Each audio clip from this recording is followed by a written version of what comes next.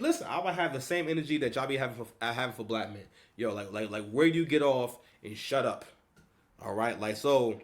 Let's kind of help you guys understand how the country, how the community, how everyone sees the thoughts and opinions and feelings of black men. So what's funny is that y'all make this stupid ass argument about him not being black, but y'all sure treat him like a nigga. Y'all sure is. You know what I'm saying? So let me play a little more of this joint so you guys can get a feel for what I'm talking about. You know what I mean? And at some point tonight, we'll do Love at the Lockup. Analyzing behavioral patterns is somewhat suspicious. Niggas was never happy for me when I run up the digits, or when I'm breaking world records still as I guzzle a Guinness, or when I get my fifth made back cause the color is different. Remember we traded watches, I gave you the Arabic. So these are the few bars, more bars that are more directed at LeBron, just so you guys have a point of reference. You gave me a numbered edition. You would even check up on my son like a pediatrician. Sure convinced the gang that shit was rooted in love when it isn't. Show me how different we are, there's blessings in juxtaposition. I guess now you boys gotta abandon your summer tradition. Cold shoulders I gave in the Hamptons, it come with the distance. Figured we was always gonna be close like ovens and kitchens. I was sadly mistaken, the loyalty wasn't a given. So I want to pull up this post with a bootleg Kev, and it shit is just so goddamn just despicable and disgusting, bro. Like for real. So he put up a tweet saying Drake dissed LeBron James, a man whom which he tatted a portrait on his arm. You can't make this shit up.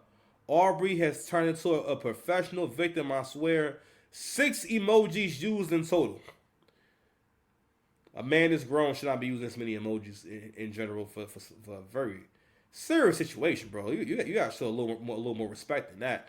But shout out to the comment section because things are starting to change. Okay, someone had a bar right here. They said if Drake is not considered hip hop, excuse me, because he's white and held Jewish, then who the hell is Bootleg Kev and why does his opinion matter? So I actually responded to this guy earlier. He said, I mean, LeBron picked a side. They were apparently quite close, clearly, according to Drake. Why can't he feel a type of way? What's the big deal? Nigga, James and Drake's was very close. They were like brothers, and it make no mistake that shit hurts Drake's feelings. James should remain neutral like some rappers did. Some people take loyalty very seriously, and even some rappers do too. And there's too much fake loyalty out there nowadays. Someone says it's cool to label someone sensitive or soft or whatever. Maybe Drake just thought certain bonds were more solid than they actually were. You gotta put yourself in a situation. I like Kendrick and Drake's music. I'm just understanding the stand on business POV.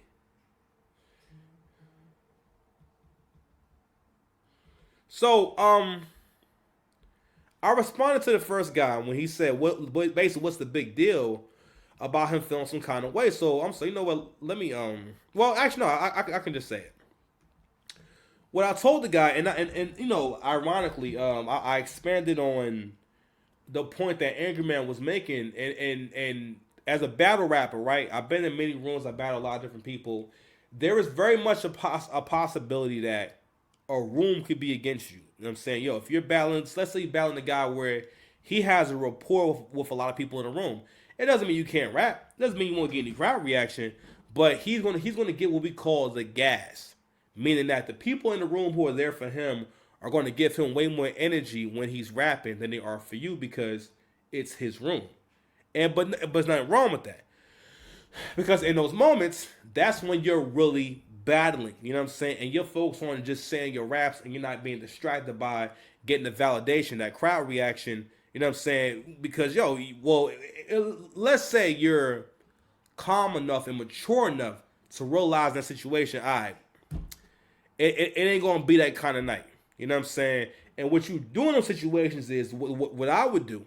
That's why it's important to put together a performance that moves by itself, where you can let the crowd. So the way I perform is The crowd can come into my performance, but the way I'm going to rap it, I'm going to say it, I'm gonna try to say it at the same pace and still take the same time I would take with it, whether y'all was giving me responses or not. Now, my timing isn't always what I want it to be, because like yo, when you battle rapping, like yo, it's a lot, like it's really high adrenaline, and there's no beat, so there's no beat to let you know like how fast or slow you're rapping at times. You know what I'm saying? But anyway, but the way I set my stuff up is that when I read the room as I'm rapping, and when I feel a reaction coming, I know when to stop and bring it back and allow them to say it with me. Or at least the possibility for them to say it with me. You know what I'm saying? So, anywho, with this battle, not even that. Me being a part of battle rap culture in general, you gotta realize it's full of a lot of people who ain't got shit going on, who have a lot of problems, and it's a lot of broke niggas in this shit. I'm gonna keep it a stack with you. All right, it's a lot of broke activity going on, and wherever broke niggas are, there's always gonna be a lot of turmoil, arguing, and pretty much just men acting like bitches. Because you gotta realize battle rappers get really in their feelings and they're very, very emotional. All artists are really emotional, but rappers in particular, you know what I'm saying? Because again, like artists in general, just more fragile people. Because a lot of times they think that their magic comes from the fucked up part of them, and it's not necessarily them honing the basics of a skill or just working on the actual craft. You know what I'm saying? And I get it to a certain degree, but that's also why a lot of artists they never get anywhere, because you don't spend enough time creating your product and creating a product in general. Like those songs I'll be performing in the beginning of the show, like yo, those are my records. Good me. As this audience grows, it ain't just but one song. But just like that, I'm promoting a record. Just like that, you now have heard the record. And for those who like it, they'll be able to hear it on Spotify, hear it there. You know what I'm saying? Just like that. That wasn't possible 20 years ago. Wasn't possible 15 years ago. You know what I'm saying? And I'm only going to be getting a better like setup. So soon I'll be able to do like a real performance live, and the audio going to be banging. You feel me? And we're going to be having a good time in this bitch. You understand?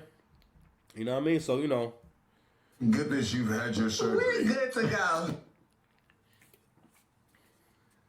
Shout out to the C-Bone. Yeah, pretty good. Pretty good. Not too bad. So Citrus Burst.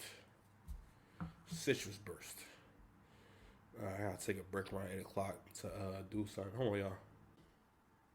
Because I always respected your hairline on television. Get up and get out of them relationships. Like, why are you here, bro? We still here, bro.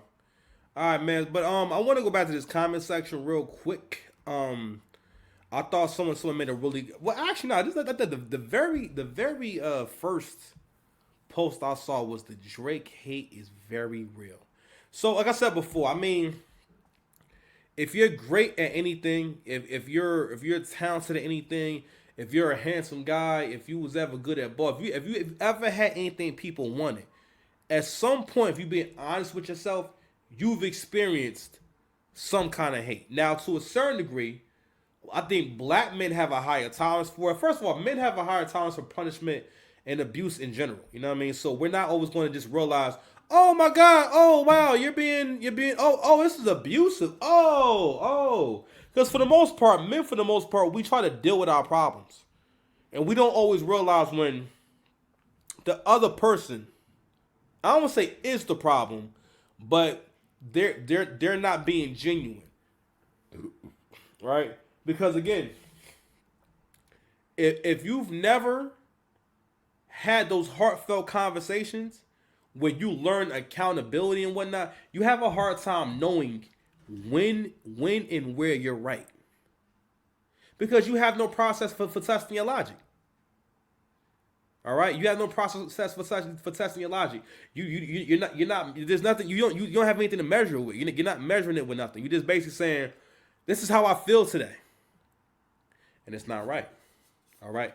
And that's why like spirituality is really important. Like I keep saying, we don't all gotta do the same thing or even believe in the same things, right? But what's really important is that we all have something that we're invested in, something that something outside of ourselves that we use to guide the code that we come up with. That's one thing I like that Angry Man say. He talks about having your own personal code. And I do think that you should have a personal code. And from that, when I heard that, made me think you should have your own personal code where you build off of these things. All right, I learned this from my faith, but also I'm going to build on top of that and give myself more accountability, more honest, because we know living an honorable life means a fruitful and peaceful life. That's another reason why men became better, because men started realizing, well, not even realizing, we've always tried to have peace, but we realize the more peaceful things are, and the more that we control chaos and control crime, the world becomes safer, and then we can move forward. Because one of the reasons why we can move forward is because of patriarchy, because of the government, because of structure. You understand? But going back to the hate, we get into all that. People always do this with people who are truly great or truly amazing. All right, and again, great men throughout time and space, throughout history, especially since we've had media. All great men are shitted on all day, every day by thousands, if not millions of people. All right, who make it a point to entertain themselves by not appreciating the talent and greatness of said person. Here we go. Yeah, another drink.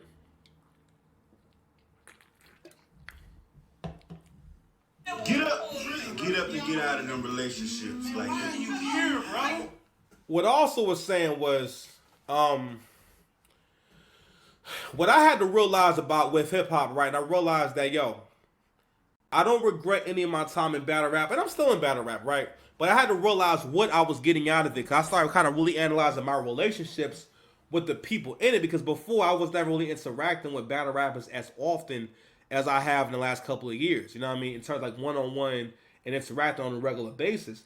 And again, and throughout a lot of my travels with being around different kind of people, I realized more and more it's about that mindset. The mindset is everything.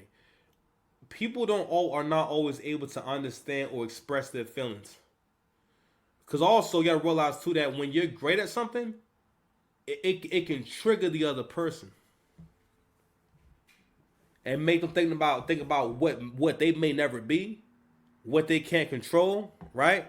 And you know, whatever people are feeling on the inside, that's how they want you to feel. But anywho, what I realized at some point is that it's weird for a man to need other people to tell him how big his cock is. I don't need anyone to tell me how big my cock is. Meaning that I don't need validation from nobody. You know what I'm saying? Or I don't need I don't always need a pat on the back or a crowd reaction or a bunch of validation for things I create if I think they're good. Because if this other thing that I created was good, there's no way anything I do could be whack. Whether it was bad timing for you or whatever. All right, cool. But I know for a fact that's the same as looking at a beautiful woman and saying, I feel you, but last Tuesday you was an ugly bitch last Tuesday. Oh my God, you was ugly. I couldn't stand looking at you. I never seen you so ugly before. That's how y'all sound. And that's how niggas will talk to you. By their logic, they will be looking at a beautiful woman, but because you know what? She said some stuff. Matter of fact, it's the same as well, no, this don't always happen, but in the extreme situation where this guy's trying to talk to a girl, and the girl don't want to talk to him, and he cusses her out or calls her a name and so on and so forth, right? That is a prime example of that nigga mindset of basically, again, what I always tell y'all, discrediting people. That's a psychological and social attack to discredit. Always look out for that shit. Always look at people who want to lie